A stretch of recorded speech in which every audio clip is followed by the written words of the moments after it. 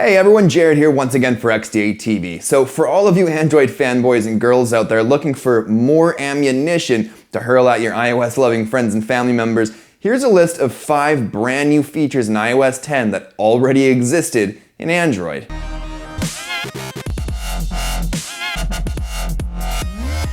Starting from the lock screen, Raise to Wake is a new feature for you to quickly check the time or possibly any notifications you have waiting. But wouldn't you know it, Android's had a little something called ambient display since Lolipop, if I'm not mistaken. In fact, some OEMs like LG and Samsung, for example, have taken it a step further with always on display. And there's even third-party apps in the Play Store like Glance Plus, which bring that feature to other Android devices that don't, like the HTC 10. And while we're still on the topic, iOS 10 brings Lockscreen Widgets with a swipe to the right, while Android has had Lockscreen Widgets for so long I honestly can't remember when they were first introduced into Android. And while some OEMs have sort of moved away from Lockscreen Widgets, like HTC, there's still third-party lock-screen replacement apps that'll give your phone that missing feature. Gotta love Android, man. The iOS Photos app now has facial recognition as well as the ability to identify objects, like the Eiffel Tower for instance, as well as curate photo memories into short videos or albums. And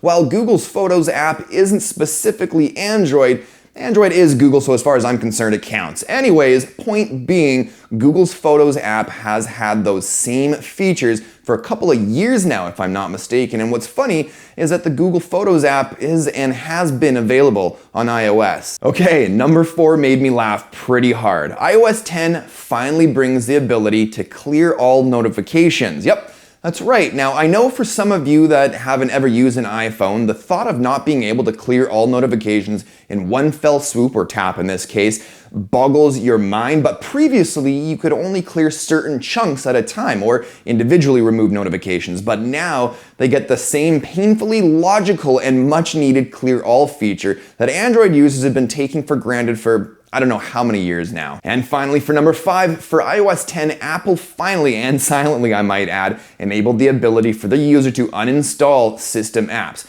Having said that, although Android has afforded us the same luxury, just like Android, it's limited to a set of specific system apps, nothing that Apple deems to be vital apps, like the App Store or the Photos app, for example. But at least it's one incy-wincy tiny step towards giving the user more power.